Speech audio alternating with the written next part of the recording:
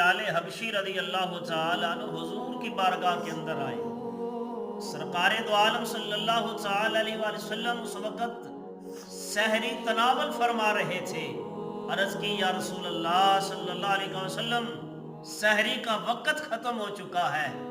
آقا علیہ السلام نے اپنا چہرہ مبارک آسمان کی طرف اٹھایا اور ایک ستارے کو دیکھا۔